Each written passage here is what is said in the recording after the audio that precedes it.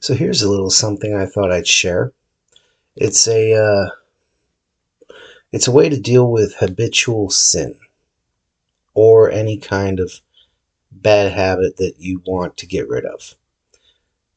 It's called it's called collapsing anchors. And here's how it works. You see, anchoring is very simple. I'm not going to go into the full history of anchoring, but I will say that anchoring is basically stimulus response uh, conditioning or classical conditioning. And you might have heard of that if you know anything about Ivan Pavlov or Edwin Burkitt Twitmeyer. Classical conditioning is simply to say that, let me use the example of Pavlov and his dogs. Pavlov was a veterinarian, and he was trying to figure out how much saliva a dog could put out. So he installed saliva catching devices in his dogs' mouths, and he would have a certain colored light, because dogs are not completely colorblind, they're only colorblind to certain colors. He would have a certain colored light, and he would have a tin of meat powder. So he'd turn on the light, and he'd set out the tin of meat powder, and the dogs would drool. And he would do this so often that eventually all he had to do was turn on the light, and the dogs would drool. Another way to put it is using Edwin Burkitt Twitmeyer's research, because Twitmeyer was the one who originally discovered how this works. He was a medical doctor, and as part of a doctor's checkup, they test your reflexes. You know, they take the little hammer and they bang on your knee, and you're supposed to jerk your leg when they do that, because it's a natural reflex. They're testing the nerves in your knee. Anyway, he had a machine that did it. Because his patients were kind of worried about him injuring them somehow, he had a machine that would ring a bell just before the little hammer tapped on the knee. And one day, the little hammer did not tap on the knee, but the bell still rang. And lo and behold, the person's leg jerked like they'd been tapped on the knee. And all this means is that when you take three things, you have one natural stimulus, one natural response, and a third unrelated thing. If you have them all going at roughly the same time, the third unrelated thing will become a stimulus for the response. Or to put it another way, neurons that fire together wire together.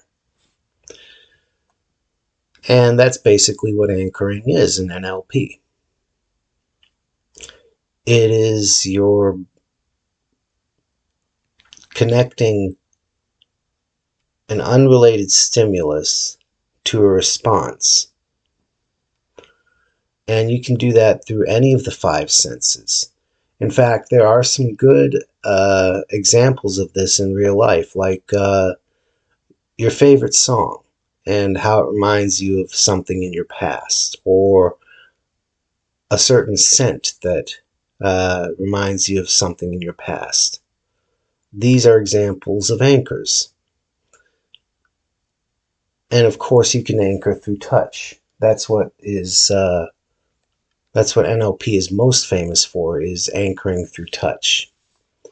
Now, there are many different ways to use anchoring to achieve different results, and I'm going to share some of them here. This is called collapse anchors, and it's not all that hard to do, but it's a very powerful anchoring technique. And I've used it to get over some habitual sins of my own. And I figured, well, if it's helped me, then maybe it'll help someone else, you know? So here's how you do it. First, you get a bunch of different memories or states that will help you as an alternative to the state that you want to get more options than. So let's say you have a habit, and I'm not going to pick out any specific sins, but instead I'm going to use a habit that some might find disgusting, like biting your nails, chewing your nails off. So instead of doing that, we're going to start by finding several different states, and you're going to come up with those states, and about as those states are building, just before they hit the peak, you're going to anchor them. Now you can do this through touch, or you can do this any other way. The way I anchored it is I simply pressed my thumb and forefinger together on one hand at just the right time. And when you do that, you're taking all sorts of different states and putting them onto one anchor. This is called a resource anchor. Stacking anchors would be taking the same state in different contexts and putting all of that onto one anchor. So let's say you put hygienic concern, you put confidence, you put, what's a good one for biting your nails? Anyway, you see where I'm going with this.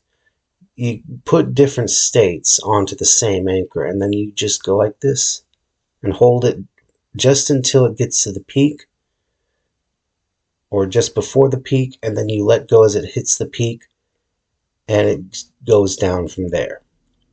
Now you do this a number of times, even if the states are powerful states. They really evoke a lot of emotion in you. Usually, a state that evokes a lot of emotion doesn't have to be anchored quite so much. Say your graduation from high school. You don't have to anchor that quite so much as, say, you have to anchor satisfaction from eating fast food to a commercial. That takes a lot more anchoring because it's not a very big emotional thing. But you still want to anchor these high emotional states all together into one anchor. And you hold that for a while, and then you test it out. And you're supposed to get a flood of different states all working together at the same time. And at first it might feel overwhelming, but as you go on, hopefully you've chosen positive ones. As you go on, it'll feel really good. Then you take the negative state, say again, biting your nails. And you anchor that. Now, you're not going to anchor it to make it stronger by making it a stacked anchor or resource anchor like you did before. You're just going to anchor it as is one time, or rather, you're going to anchor it as is. You're going to do it enough times for the anchor to take. And from there, what you're going to do is, and this is going to be really jarring to you at first, what you're going to do is you're going to fire off the positive anchor first and hold it, and then fire off the negative anchor. And as you do that, you're going to hold it while the confusion builds all the way up until the confusion is no longer as strong, until the confusion itself subsides and you're left with a sort of neutral or even positive state. Because what you want, you're not actually trying to get rid of something. Even though you may want to, that's not the goal. Your goal here is to provide yourself with more options than you had already so that you can choose something different. So what you're doing is you're holding on to these anchors until you no longer feel the urge to do that one thing that is a bad habit for you.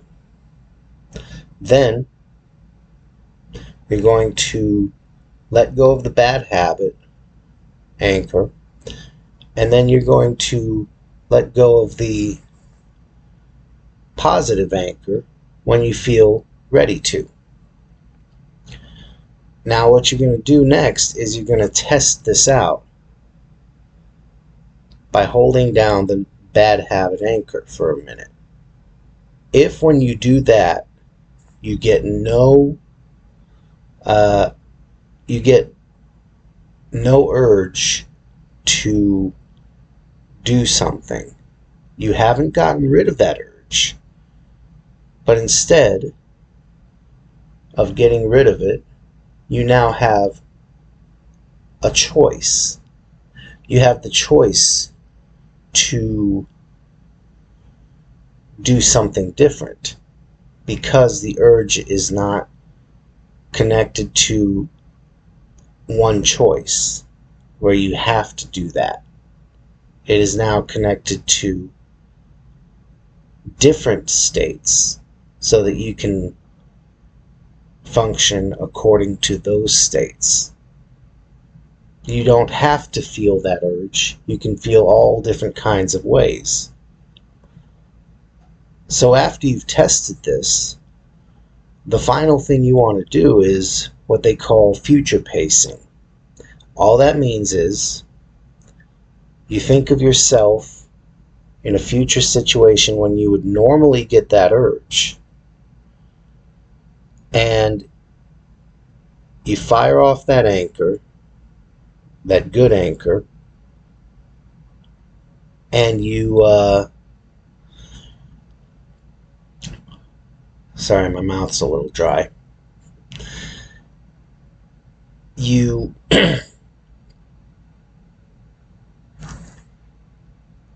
you visualize yourself doing something completely different. Now what this does is it trains you to do something different. See, the mind does not have the automatic ability to tell fantasy from reality, or even dreams from reality. You have to actually think it through, and you have to think a lot about it to be able to tell the difference. So what you're doing is you're giving it the sense as if it's already happening, and you've already made that change so that you can experience that change in the future. And whenever that urge comes up, that change is there. And I figured this would be not only an introduction to a very powerful change principle, anchoring, but also a good anchoring technique